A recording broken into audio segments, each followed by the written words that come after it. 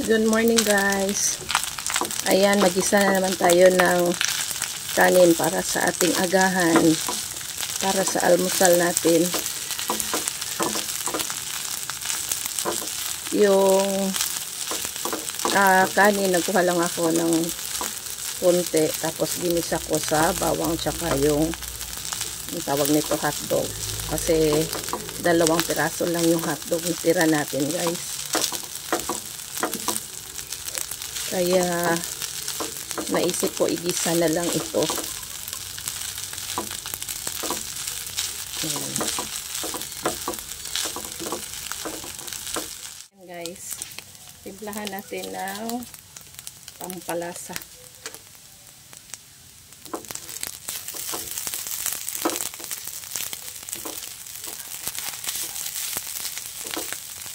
Pampalasa ajishu garlic flavor.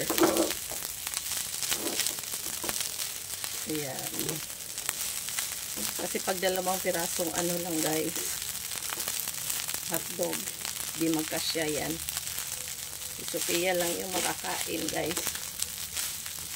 Maganda yung igisa. Para templado na kasi. Pwedeng itlog na, samahan lang ito ng ano, itlog.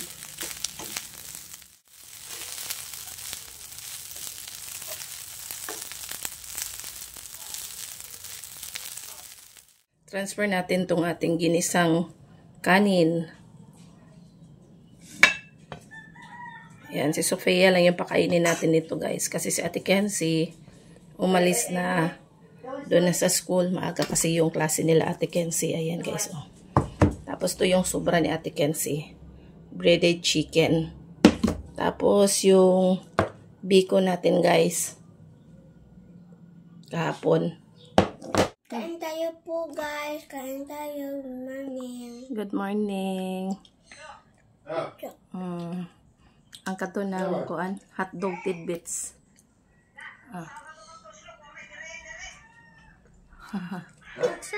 Sige lang, kaon na lang kay aron mo sa iyo kag dong sa school si ate tuan na si ate. Sige na.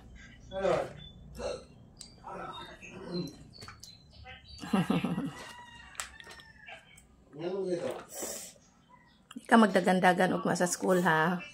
Unya kay basin og mag-uwan ba maslide ka. Madagma pa, sakit ng tuhod. Unya. So ayan, nagpaksiw ako guys ng bangus. Nilagyan ko ng eggplant.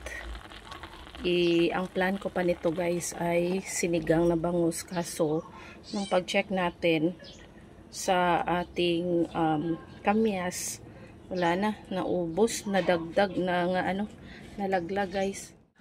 Sinigang na bangus sana yung lulutuin ko, kaso yung bunga ng kamyas di ako nakaabot, nagsilaglagan.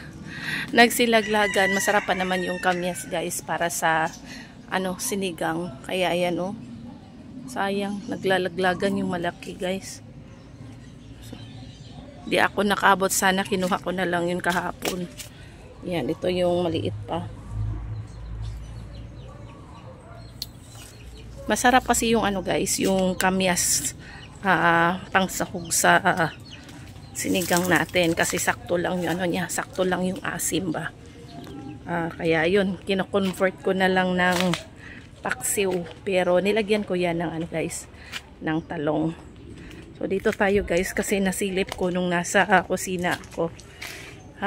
Marami na pala yung bunga ng ating kakao. Yan.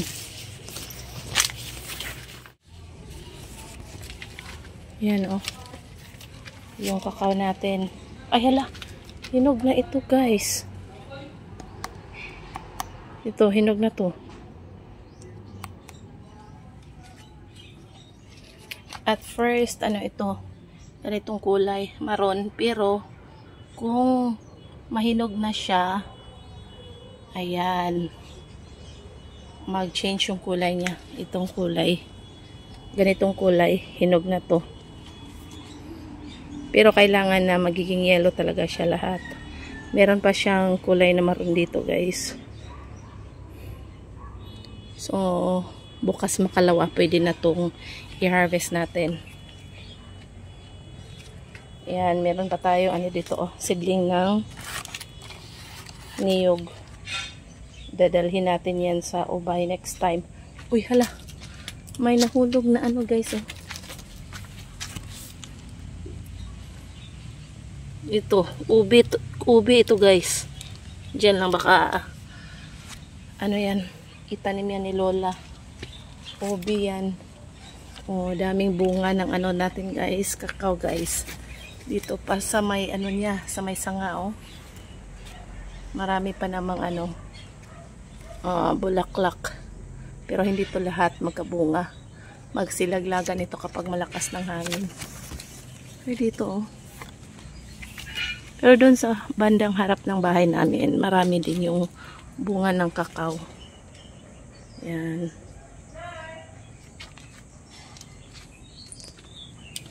Doon sa kabila, ibang klase din yun. Puti yung ano nito guys, kulay.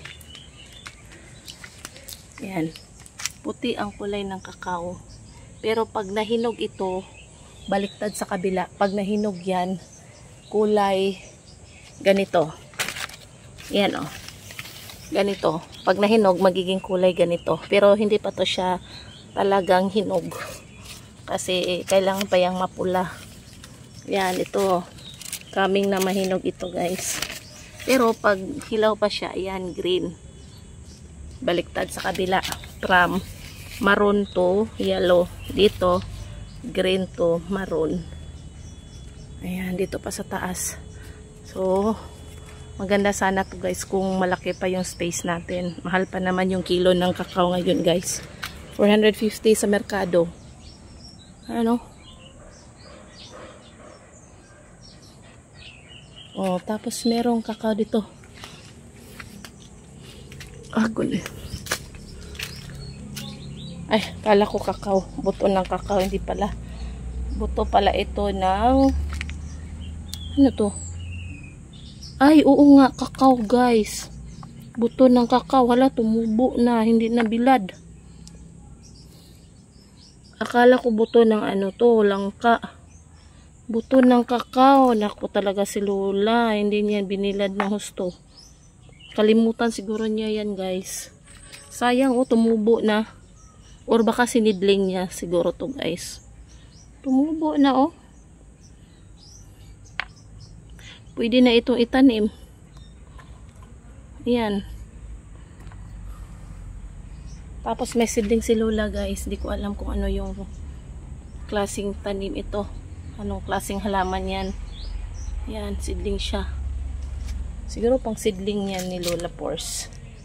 Tapos dito banda guys, ayan. Ito yung sinabi ko kanina na may nalaglag. Ito yung ubi. Dito pala niya nilagay ang ubi.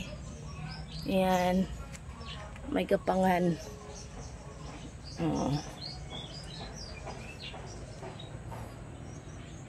Ng niyog natin guys. Medyo mataas na siya. Ayan oh. From here to there. Ayan. Masarap pa naman yan gawing buko pandan. Or jelly buko pandan. Yung langka natin. Ayan. Nakapagluto na kami niyan nung isang araw guys. Madali lang siyang lumambot kasi bata pa. Panggulay kasi ito na ano guys. Klase ng langka. Yeah.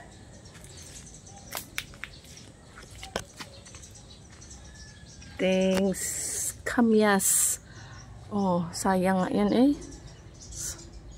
Sayang yung kamyas natin guys. Gusto ko pa naman kumain ng sinigang today. Pero next time na lang yung ano na lang, nor sinigang mix na lang yung iano natin, isahog pampaasim. Dito banda guys, ito yung aabangan ko. Ito, malapit na itong mahinog.